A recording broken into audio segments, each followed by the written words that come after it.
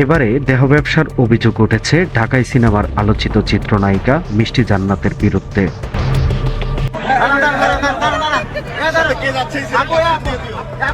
দুবাইয়ের এক ধনাঢ্য ব্যবসায়ীর সঙ্গে এক রাতে 7 লাখ টাকার চুক্তিতে রাত্রি যাপনের অভিযোগ উঠেছে, যা নিয়ে সামাজিক যোগাযোগ মাধ্যম এখন তোলপাড়।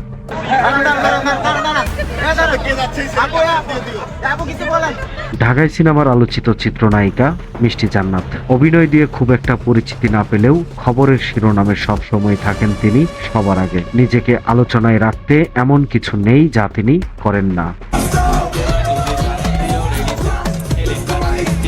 মদের আড্ডা থেকে শিশাবার, বিবাহ বহির্ভূত সম্পর্ক এবং কি মেগাস্টার শাকিব খানের তৃতীয় স্ত্রীর খাতায়ও নাম লিখিয়েছেন এই অভিনেত্রী। তবে এবারে আলোচিত এই নায়িকার বিরুদ্ধে উঠেছে দেহ ব্যবসার অভিযোগ। সম্প্রতি সামাজিক যোগাযোগ মাধ্যমে এ নিয়ে একটি ভিডিও ছড়িয়ে পড়েছে ইতিমধ্যে। ভিডিওতে দেখা যায় দুবাইয়ের এক ব্যবসায়ীর গাড়িতে মিষ্টি জান্নাত। তাকে হাতে নাতে আটক করেছে বেরসিক জনতা। চলছে তর্ক বিতর্ক।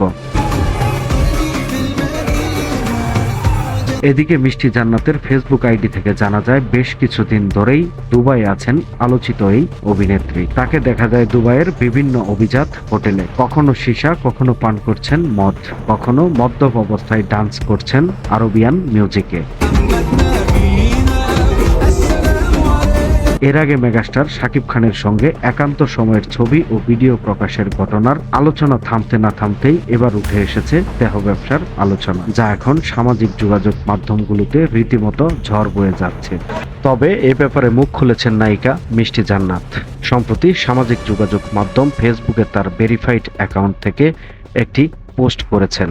তার ফেসবুক পোস্টে তিনি উল্লেখ করেন যে বা যারা তার বিরুদ্ধে এমন অপপ্রচার চালাচ্ছে তাদের বিরুদ্ধে আইনগত ব্যবস্থা নেবেন খুব শীঘ্রই। সময়ের কলম, নিউজ ডেস্ক।